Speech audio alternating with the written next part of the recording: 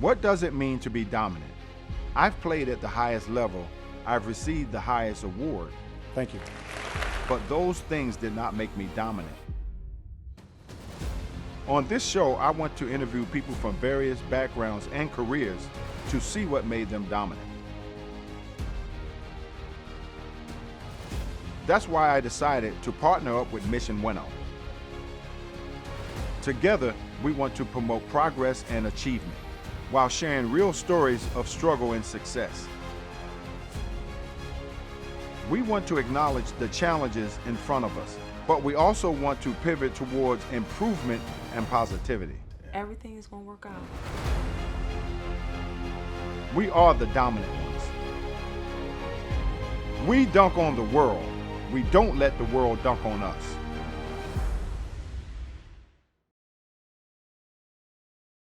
But you know, before we get started, there's one thing I gotta ask. Where'd you get those pants? Where'd you get those pants? Hat on top cause we think excellent. Frames on straight cause I see excellent. Dress for success cause I be excellent. Everything we do, everything we do.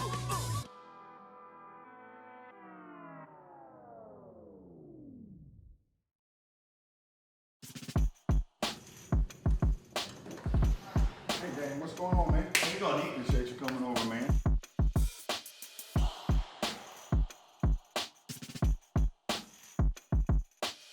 So Daniel, I just want to thank you for coming to my home and sitting down and talking for a minute.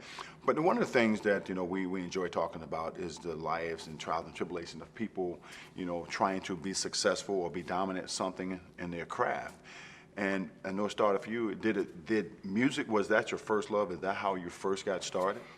Yeah, definitely music was the first thing I participated in where I felt like I was doing what I was supposed to be doing. I felt like I had a purpose or whatever, like I was doing the thing I was supposed to be doing. I always felt like I connected with people deeper when I was playing music than, say, when I was on the playground at school or participating in any other social things. Music was always kind of the thing I felt good at. My parents met doing musical theater. They've been very supportive. I never thought I was going to be in a rock band. Right. And I think like the thing that really helped get me to where I am is just keeping my options open as much as possible and not just focusing in on drumming, but like I really tried to get deeper into music. I was interested in movie music early on, film scores. And I thought to myself, whoever's writing these film scores, they get to play all these instruments and write all this crazy, Jurassic Park's one of my favorite movies. So like, John Williams gets to write all that amazing music, and I was kind of like, no one else gets to write music like this today. So I got really interested in that. There's plenty of examples along the way where I kind of I faced adversity, where I would be participating in. I was in a big band, for example, and I was also in the school musical, and there would be conflicts. And the big band director had this big ego, and he fired me from the big band because he's like, you're clearly not focused enough on the band, but like. I was doing fine on the charts. I was pretty solid, and just like I had the confidence in myself to be like, this guy's kind of out of line, and I'm sure down the road. So that was kind of your focus early on in your career, that I was going to be this guy, not just be a drummer, but a guy who write music, who kind of develop, music for different shows or movies. So was that your focus early on? Absolutely, and even more than playing music. Like playing music was great, but playing music by myself, practicing is very important. But like I hated it as a kid. The thing that was fun to me was socially playing music with other people. And that's where I really excelled, and that's also where I kind of learned. My favorite parts about music is like musicianship, like what is a musical choice? And it's all about being a good teammate. It's all about just like setting up all the other musicians you're playing with to succeed. And so you can make decisions to do that. If you look at like the Beatles and you imagine instead of Ringo being in the Beatles, if some amazing, very busy drummer was in the Beatles and he was just rocking out really loud and busy in the background of all the Beatles songs, they wouldn't be great songs. Well, it seems like it's very difficult because you got to play along with a rhythm. Everybody got to be in sync. And I think drumming, from what I see from the outside looking in, is difficult to do that, in the beginning. You got to try to learn different music, different beats, different rhythm. And so I look at that as being something that I know I could never try because, again, you have to be on cue all the time. Yeah, and people are depending on you for the backbeat, for the time, for cues. yeah, the beginning stages of playing drums are pretty tricky and pretty frustrating because you get discombobulated by adding. It's like someone who's good at juggling 3 balls and then someone throws a 4th ball in. It's like it's a totally different skill set, but you get places with it. And like you were talking about styles, that's such an important thing with drumming is not just zeroing in and being like, this is what I sound like when I play drums, but having an open mind, listening to different types of music, like hearing what is going on in these different styles and what makes the drum beat function.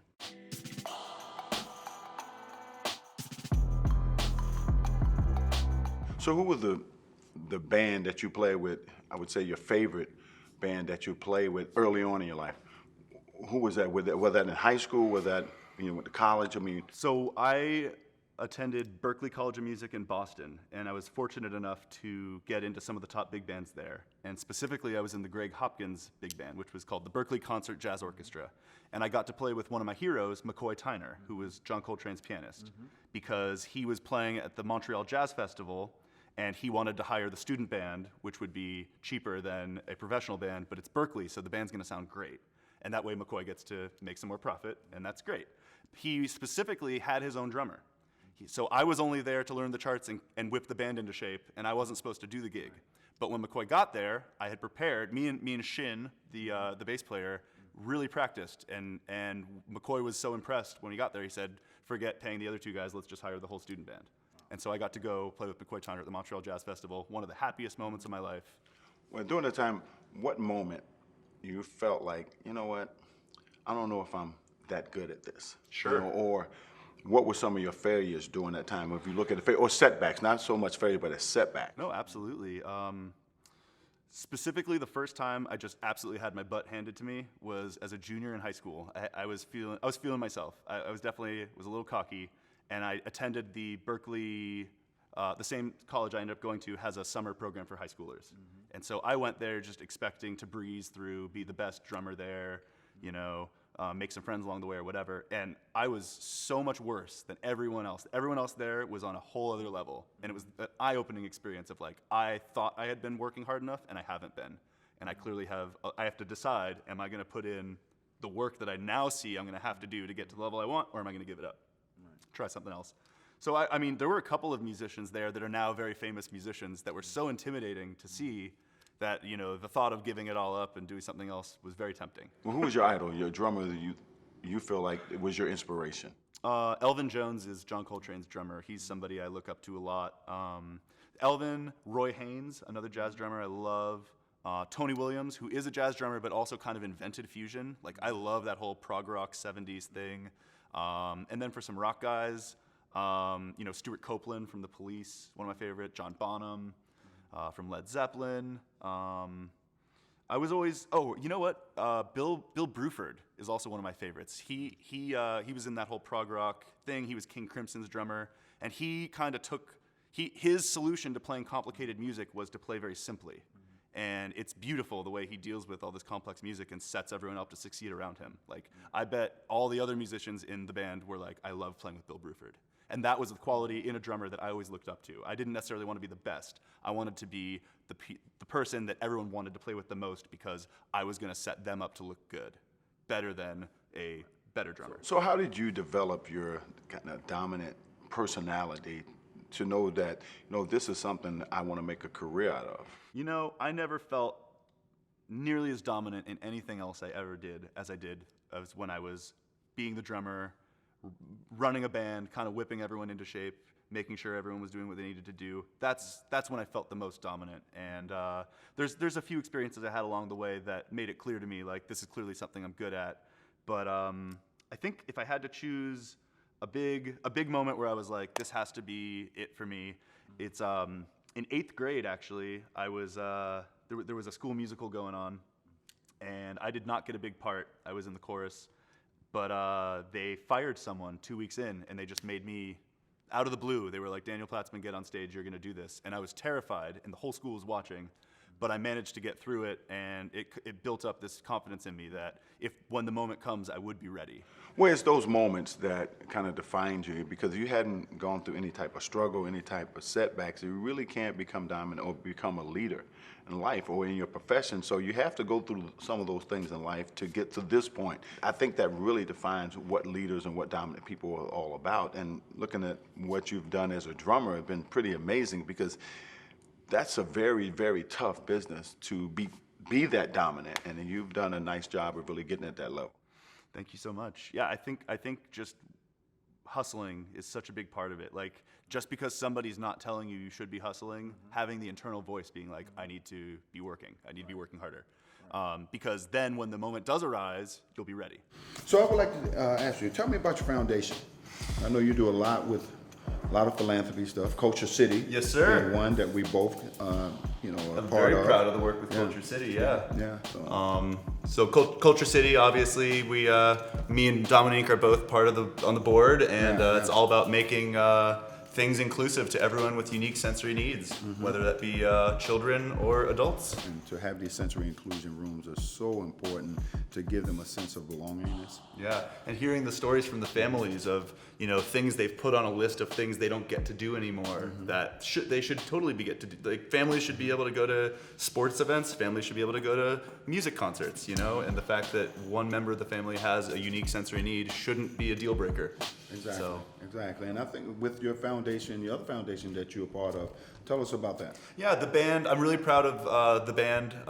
We got together with the Robinson family and started the Tyler Robinson Foundation, which is a charity that helps families with the unforeseen costs of a childhood cancer diagnosis. So it doesn't pay for any of the treatments, but if you have to drive an hour away to see a doctor, we will pay for that gas. If the doctor says you have to have an expensive diet and eat all these new foods that are really expensive, we will help pay for those. We put the families in touch with a financial planner so that they don't have to focus and worry about the money. They can just focus on their family. So, Man, that's great work. We're really proud of you, really, lending your time and your efforts and even your money to help people help themselves.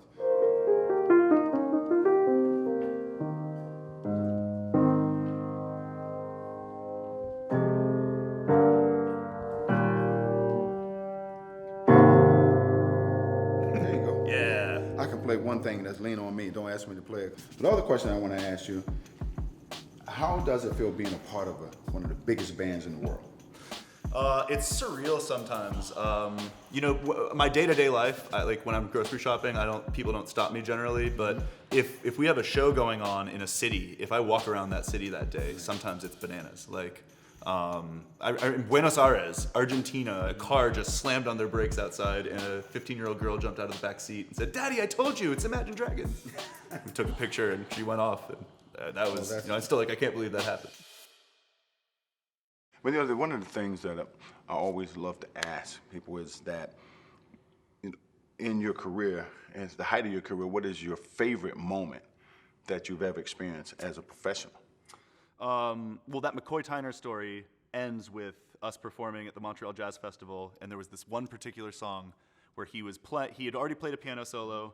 The chart called for someone else to play, and then it was like, second piano solo for McCoy, and he's like, you can see on his face, he's like, I already did a solo. Like, I have nothing else to say on this song. Like, okay. So I was like, okay, music training. Like, the soloist needs some help. What can I do as a drummer to help the soloist right now?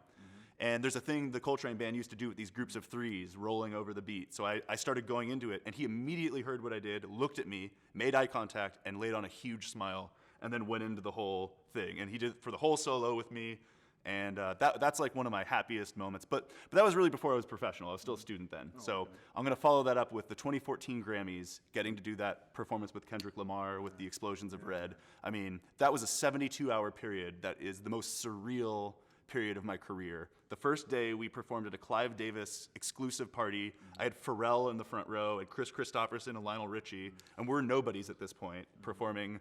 It was terrifying, but it went great. Chris Christopherson burst into the dressing room to shake our hands. Lionel Richie told us, get rid of all your pets and girlfriends because you're going to be on the road for a long time. Like, it was a really validating moment. And then the next day was the 2014 Grammys performance with Kendrick, which I think is probably our most YouTubed moment as a band. But the next day, the third day, was actually the scariest. There was a Beatles performance celebrating the Beatles' 65th anniversary of playing on the Ed Sullivan Show, and we had to perform a Beatles song for the Beatles, for Ringo and Paul McCartney and Yoko Ono in the crowd. And that's the most terrifying moment I've ever had, because we're not going to do a Beatles song better than the Beatles. Like, you can just hope to accomplish not embarrassing yourself. So hopefully we did that. You've been around some pretty interesting people through your career. I got stories. This is some powerhouse guys, man, that's done it for a very long time. So, I mean, that's a wonderful place to be in. But if you had to go back, what would you tell your younger self if you would tell yourself anything at all? It's hard because I'm very happy with where I've gotten. So, part of me wonders if I did go back in time and warn myself of changing something, I'd end up somewhere I'd be less happy with. But, I definitely tell myself not to borrow my friend's car the time I totaled it. That was a setback senior year of high school. They were very nice about the whole thing. No, if I could go back, I would have told myself right after that, the summer I talked about going to that Berkeley camp, suddenly realizing I'm not nearly as cool or as good as I thought I was, and I had a lot of work to do. The next summer, I wish I had gone back to the Berkeley program, because I started working so much harder, and I feel like that would have been a really validating moment for me to go back. Right. But like I said, I couldn't be happier with where I am professionally. And through the band, I even got to accomplish some of my film scoring dreams. We got to work with Hans Zimmer and Steve Jablonsky on a Transformers movie for Michael Bay. And Michael Bay said something specific about my viola playing. So, Wow. I got stories. Wonderful career. So where do you see yourself moving forward? Where you want to be in your life? Professionally, everything's been going great, but it's been such a whirlwind. I'd like to throw down some roots, maybe, get a solid relationship going and start a family in the next 10 years. I would love that. That would be great. Take your time.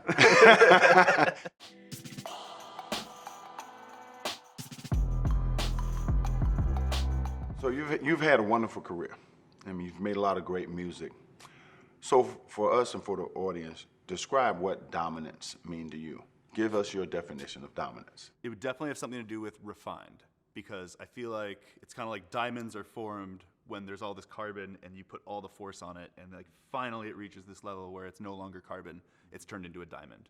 So I think it's all about taking your raw potential and just refining it and hustling as hard as you, whatever it is you do, just trying to hustle at it and trying to be the best version of that you can possibly be. Well, you just said it. The hard work you put in is going to be the result you get out of it. And there's no substitute for that hard work. And people who are lead and people who are dominant, those are the things they go through to get to that level of excellence. And you're a prime example of that. It's also putting hard work into gambling on yourself. You have to take a risk and gamble on yourself. And the hard work you do shouldn't be trying to replicate someone else's greatness. It should be creating something. Well, you create your own personality, your own brand, your own self-awareness of what you believe in. So, I have to applaud you on your career, and man, you got so far to go. So I really appreciate it. Thanks for coming on our show. We really appreciate it. Pleasure was mine. Thanks, man. Appreciate you.